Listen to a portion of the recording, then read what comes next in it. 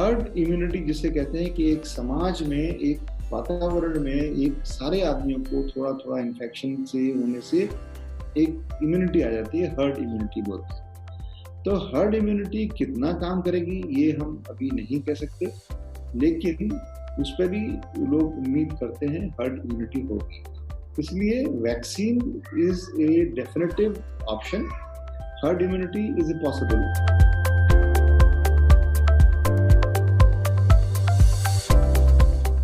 देखिए, हमारे हिंदुस्तान की एक स्ट्रेंथ है वैक्सीन, और ये हमारी एक संस्थान है THSTI, department of biotechnology. Biotechnology ने एक बायरेक एक संस्थान है जो कि वैक्सीन बनाने वालों को बहुत ज़्यादा सपोर्ट भी किया।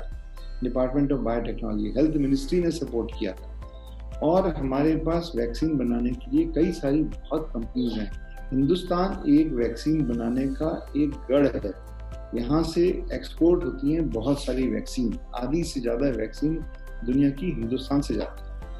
हमें ये पूरा विश्वास है कि हमारी जो 4-5 कंपनी वैक्सीन में दिन रात काम कर रही हैं, वो वैक्सीन को बना लेंगी 1 साल के अंदर, और वो इतनी क्वांटिटी में बना लेंगी कि हमारे देश के लिए पर्याप्त होंगी और अफोर्डेबल प्राइस में अवेलेबल होगी। हमारा भारत सरकार का पूरा जोर, इंडस्ट्री का पूरा जोर इसी पे है कि अफोर्डेबल वैक्सीन जल्दी से जल्दी भारत में आ जाए, अपनी बनाई, सेल्फ रिलायंट।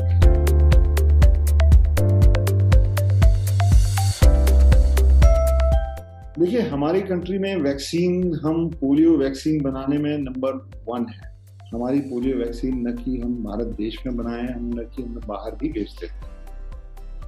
हम एंटी स्नेक वेनम बनाने में हमारी यहाँ पे बहुत ही ज़्यादा सक्षमता है, और हम हेपेटाइटिस वैक्सीन यहाँ बनाते हैं। तो वैक्सीन एक हमारा बड़ी स्ट्रॉन्ग चीज़ है, और इसमें हम नाम नहीं लेना चाहेंगे, लेकिन कई सारी बहुत अच्छी अच्छी कंपनी जिसमें इंडस्ट्री इसमें काम कर रही है। इसमें हमारे इंस्टीट्यूशंस भी हैं, सरकारी इंस्टीट्यूशन, बायोटेक्नोलॉजी डिपार्टमेंट के, वो भी वैक्सीन पे बहुत अच्छा काम कर रहे हैं।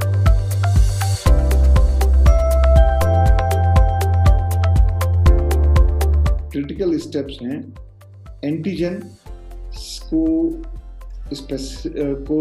स्पेसिफाई करना, उसको प्योरीफाई करना, उससे फिर एंटीबॉडी बनना, फिर एंटीबॉडी को प्योरीफाई करना, फिर उसको फॉर्मुलेशन डेवलप करना, फिर उसके कुछ जो स्पेसिफिक पैरामीटर्स हैं उसका एडजुवेंट लगाना उसमें, जिसे हम कहते हैं, उसकी स्टेबिलिटी देखना, उसकी एडवर्स इफेक्ट को असेस करना। ये एक मिनिमम एक चीज जो भारत सरकार बहुत एम्फेसिस दे रही है कि how to speed up the regulatory process. इसमें RCGM एक ऑर्गेनाइजेशन है जो कि देखती है कि इसका कहीं एनवायरनमेंट में जेनेटिक कोई ऐसा अफेक्ट तो नहीं है, सेफ है कि नहीं।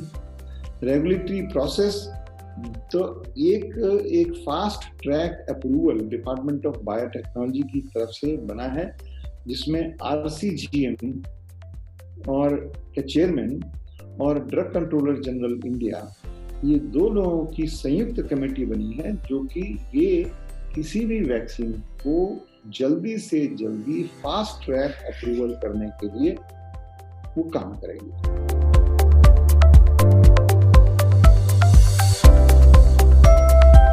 हाइड्रोक्सीक्लोरोक्वीन वैसे तो मलेरिया की दवाई है, लेकिन ये देखा गया कि ये वायरस को भी कम कर रही है इन विट्रो, मतलब जो पेट्री डिश में, या हम कह सकते हैं कि जो एक्सपेरिमेंटल में है।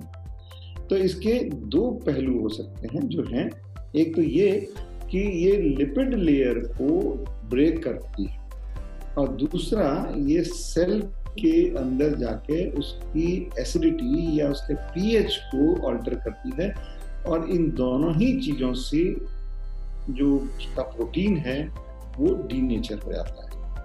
तो ये कारण है कि हाइड्रोक्सीक्लोरोक्वीन एक कारगर दवाई है।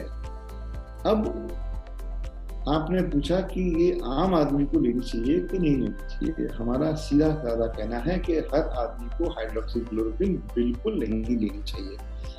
कोई भी दवाई बिना साइड इफेक्ट के नहीं होती।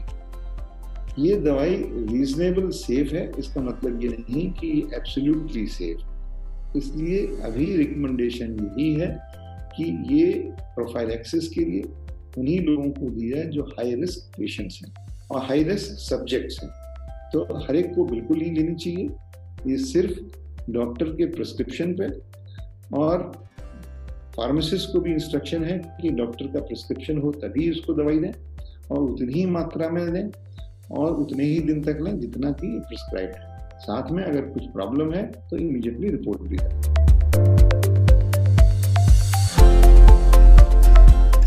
हर जगह, हर कंट्री में लोग ट्रायल कर रहे हैं अलग अलग दवाई पर, और उसका एक प्रॉब्लम ये हुई कि कोई भी ट्रायल एक इतना बड़ा ट्रायल नहीं हो पाया जिससे कि हम एक सॉलिड, जिसे हम कहते हैं कि एडिक्वेटली स्ट्रांगली पावर्ड रिजल्ट आ सके।